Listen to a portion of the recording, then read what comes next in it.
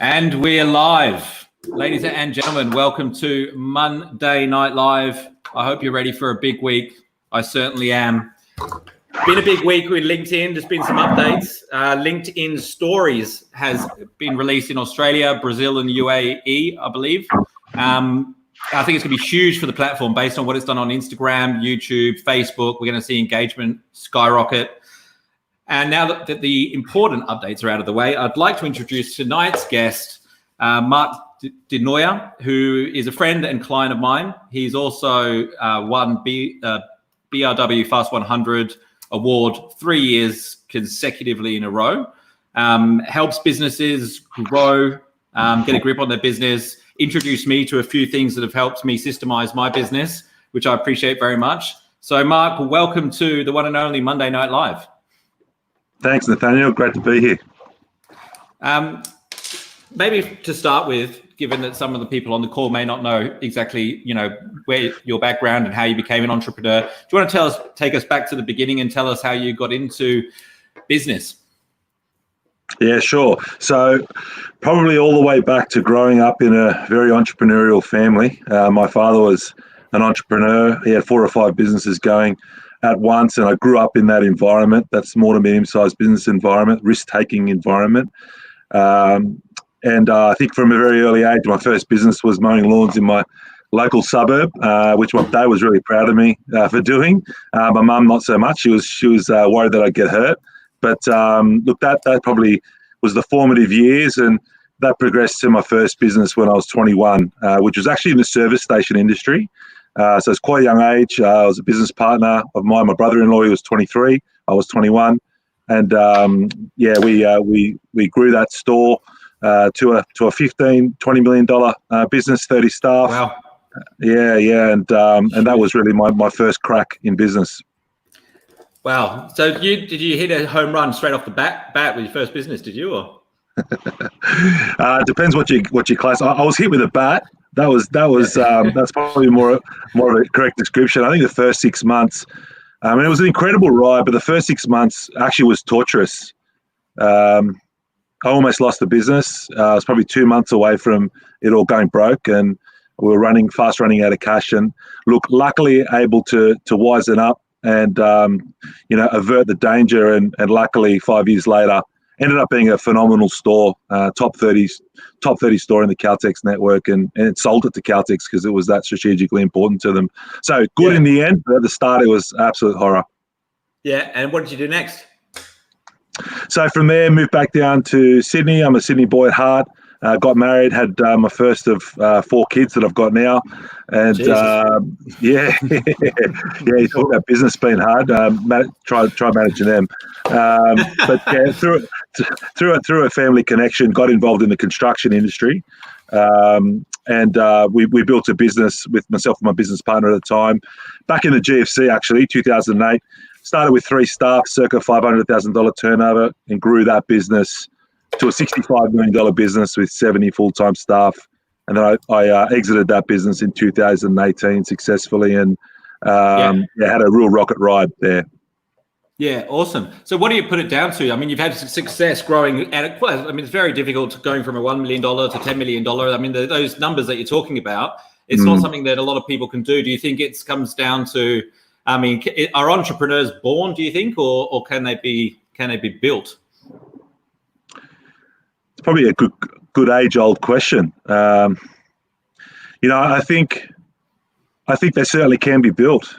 I think they're a product of it's a product of the environment that people grow up in, and I think sometimes just having a go and not giving up can really be the perfect kind of mindset and mentality for any budding entrepreneur, no matter what their background. And so what is it that makes an entrepreneur that can get, build like a $1 million, $2 million turnover business to one that can, build a $50 million one? What's the difference? That's a really good question, actually. I think you firstly need to have the entrepreneurial kind of risk-taking ability to start. Yeah, so there's heaps of smart people in the world, and a lot of them work in a lot of the big companies, and they're super smart. But if they don't take their first step into business and be willing to risk something, and be willing to fail, then they're never really going to venture down that path, and you're never even going to start with a 1 or 2 million business. Once you're in there, what differentiates that from the $50 to $100 million business is the business owner's ability to deal with the realities that come with growing a business, be able to create the right structures to support the business growth, so that not only that they can grow and evolve and meet the client's needs, but they can do it in a sustainable way. Yeah. And so at the moment, you're helping various businesses. You're a business advisor. You help businesses grow from what I call good to great. And I'm curious, what is the 2 or 3 biggest problems that businesses, between, say, I don't know if 1 to 10 million is the right bracket, but like $1 to $10 million turnover businesses come to you with? What's the main challenges they're facing? Okay, well, look, I think they come to me with, Mark, I'm losing control. Yeah, I'm growing, but it's crazy and I'm really not enjoying it. And I don't even know if I'm making money, which is the second thing. Profit, lack of it. A big thing that comes up is people issues. Yeah, they're just struggling with getting the right people in the right seats. Some clients are hitting the ceiling. They just can't seem to break through a new market or a new revenue bracket. And then finally, maybe people that come to me, they've tried a lot of things, but nothing seems to be working. So they're the symptoms that come. But if I was to tell you what I think the root causes are, I'd really break it down into three general kind of headings. One, I find that a lot of businesses don't really have a vision, or their leadership team and their business isn't really clear on a simplified and clarified vision that everyone can kind of get on the same page with, and actually have a plan to actually execute on. I think secondly, there's not very much traction. So they can dream all they want and have a vision, which is great. You need that. Yeah. But do they have the discipline, accountability, and the focus to be able to execute on that vision? And what do you call traction? What do I call traction? Well, I know it's a big word for you because you sent me a book called Traction. So I'm curious if you could elaborate on what that means to you. Yeah, I think that's all about what it takes to actually execute a vision. It's easier to say what you want to achieve and even how you plan to get there, the strategy of how you're going to get there.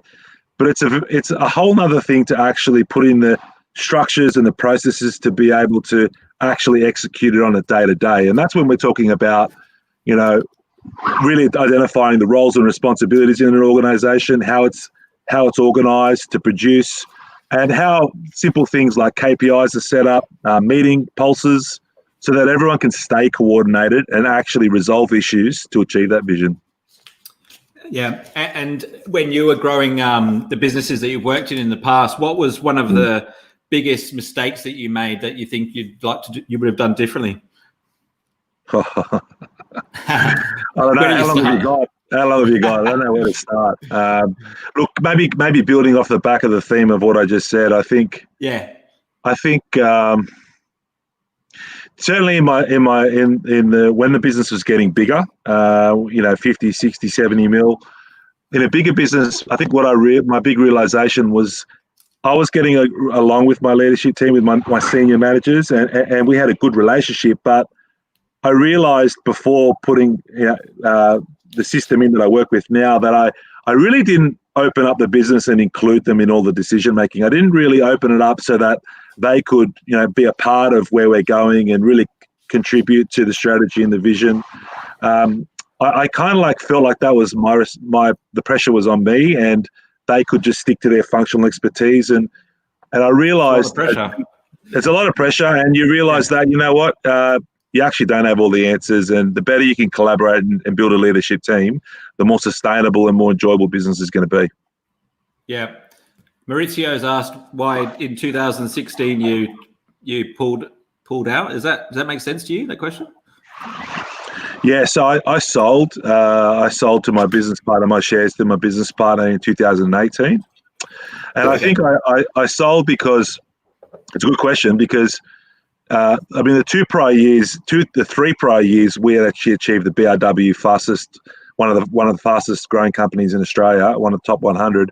And I felt like I could have easily stayed in the industry and kept going, but I feel like I had to eat my own cooking. Really, I had to really look at my purpose and why I do what I do as an individual. And what I realized was construction was no longer my passion. It was really two things. I have a passion for business, and I have a passion for helping business owners and managers. So I felt like what I do now is certainly more akin to that. Yeah, excellent. And so can you tell us a little bit about the EOS framework, the Entrepreneur Operating System? Is that right? Operations. Yeah. So the EOS, the Entrepreneurial Operating System. Yeah. So look, it's basically a system that business owners can use to effectively get what they want from their business. And I mean, it does it by really achieving those three things that I talked about. So vision, getting the whole company on the same page with where the business is going and how it plans to get there. The traction, which is instilling discipline, focus, and accountability across the whole team so that everyone actually achieves the vision. And then finally, healthy, which is creating that healthy, cohesive leadership teams that get along great, that enjoy working with each other. Because in reality, we find that most don't. So we say vision, traction, healthy, and we work with the leadership teams because what we say is as the leadership team goes, so goes the rest of the organization. And that's really the essence of the system. Yeah, interesting. Okay, awesome. And what are you excited about in your business at the moment? What I'm excited about in my business at the moment, during COVID and even post-COVID, is that there's a lot of people that are really interested to improve their business. They're aware that there's opportunity for growth and improvement, and they're willing to reach out and have a conversation. And are there a lot of businesses in trouble? I think I've always said there's three camps. There are the businesses that are in trouble, that are in real trouble, and I really, my heart goes out to them. There's for those people, sometimes there's limited things that they can do. There's some people that are actually thriving on the other end of the spectrum, and I think the majority are in between, where depending on the decisions they make now and how they organise themselves and the vision and the plan that they set for themselves in the next 12 months, I believe will be a main determinant as to whether they come out of this on top or not. Yeah, absolutely. Mohammed's just asked, how do you address failure? I don't think he's referring to one in particular. So when you do have a failure, what do you suggest that people, or what do you do personally to overcome it? Wow. Okay, I can tell you what I think I do, and I can be honest about what I do. So, you know, what I do is I don't like failure, and I don't think anyone does.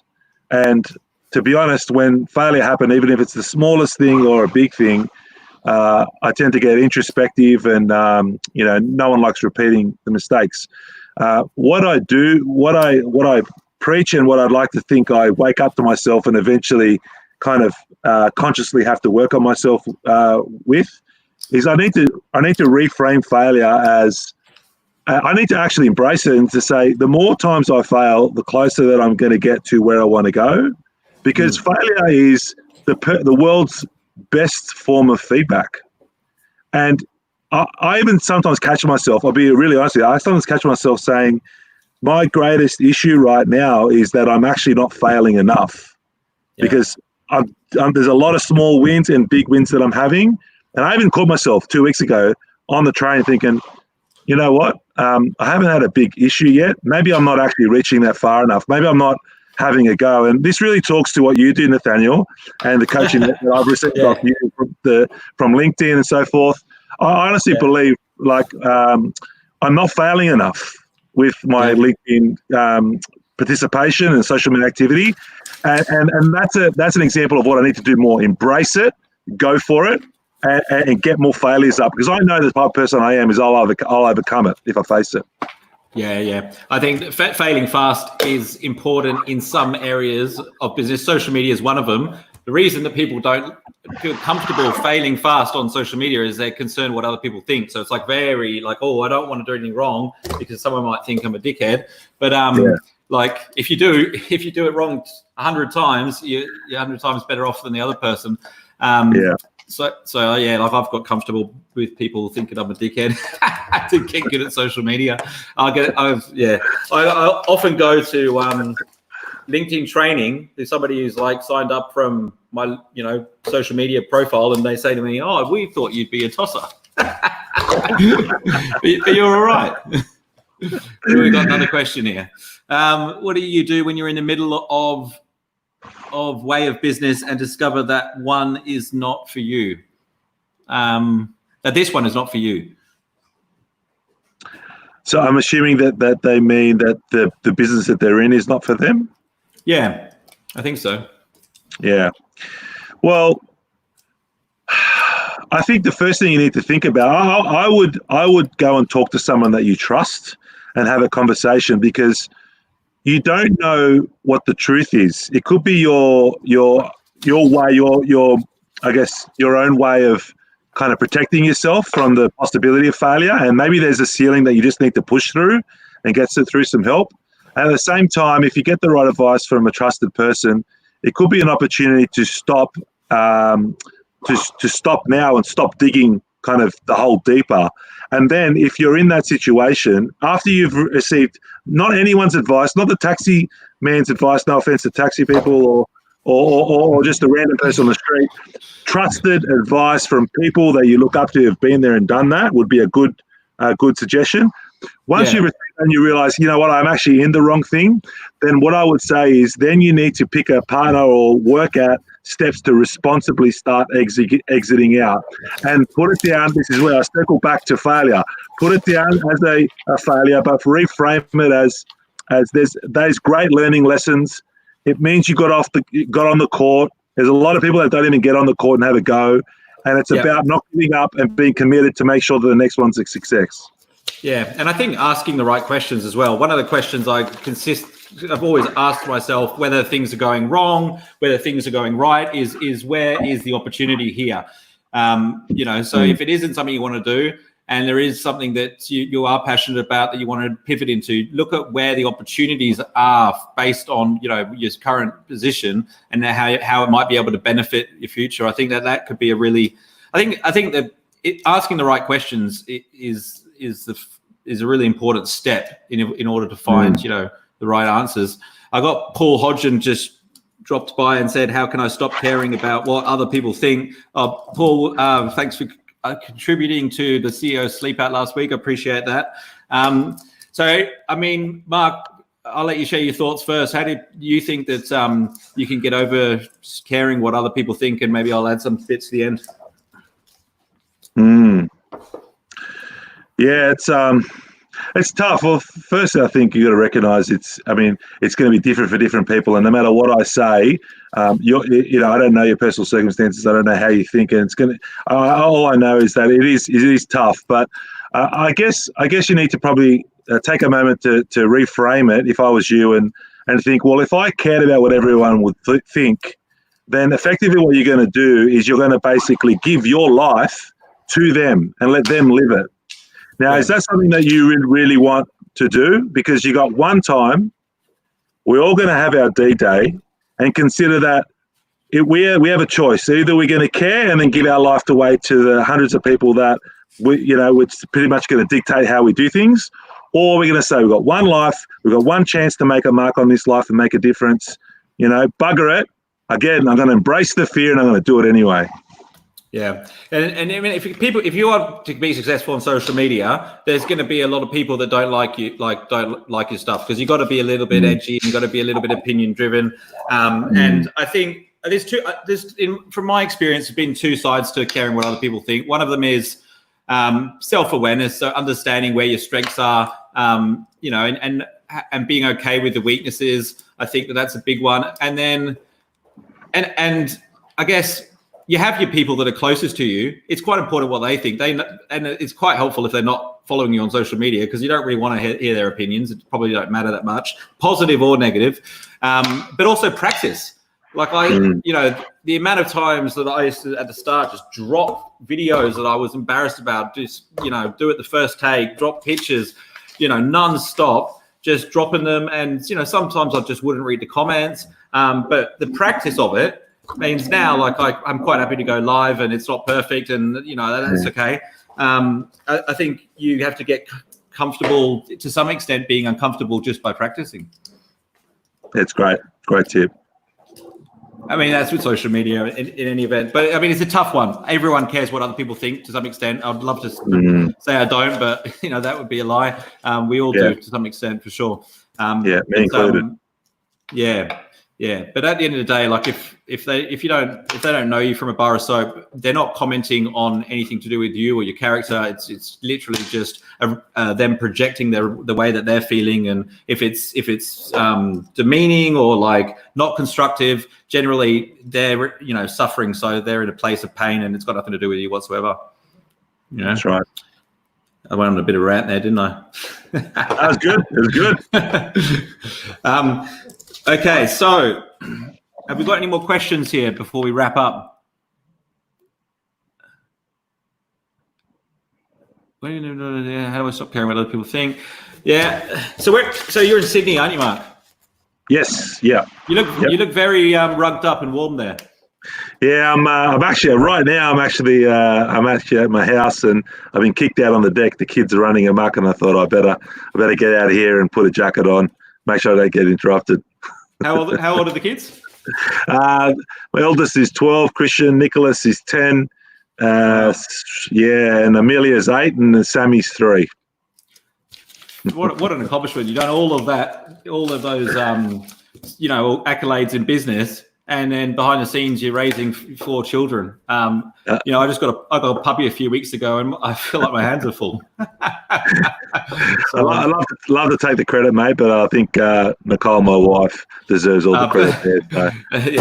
So. I set that up for you. So I hope Nicole watches this. Love you, Nicole. Awesome. Karen, what do you guys think of the new LinkedIn stories? What are your thoughts on it, Mark? Have you had a chance to have a look at LinkedIn stories? Look, to be honest, I haven't had a chance to look into it, but keen to actually know what you think. Me, yeah. So it's obviously going to take some while for the users to get used to using it and watching the video content, and the content creators to start posting good stuff. I looked at a lot of the content. I was just thinking, like, a lot of it's just pictures, or it could be used a lot more for what it is. It's 24 hours basically it's up there for, so you can go live quite quickly. It's not going to be there forever in a day, so you don't have to be so particular with the posts that you're doing. Short videos are only 10 seconds, so like sharing behind the scenes stuff, your creative process, you can tag people in it, and every time you do one, the likelihood is that your story will jump to the top of the pile in somebody's news feed. So it actually makes sense to do more consecutively throughout the day, space them out. So if you've got 5 to post, do one every hour or so, and you can get a lot of attention that way. Facebook have said last year that stories have surpassed the amount of reach and engagement that normal posts do. So with statistics like that, I mean, LinkedIn was always going to adopt it. There's only Australia, Brazil, and UAE that's got it so far. So we're very lucky in that regard. But when the rest of the world get it, you can imagine it'll go from like 100 views on your stories to 1,000, because so many people have the functionality. Wow. So all right, we would better wrap up. We've reached 24 minutes. Mark, can't thank you enough for taking the time to join us. I've been wanting to get you on for a while. I think that was really valuable. Thank you. Thanks for inviting me on, Nathaniel. Enjoyed it. No worries. Okay, guys, we'll see you next week. I believe we have Ali joining us, who has got an interesting business story. I will be posting more about that during the week. Have an awesome week in business, guys. Go crush it. And thanks for watching.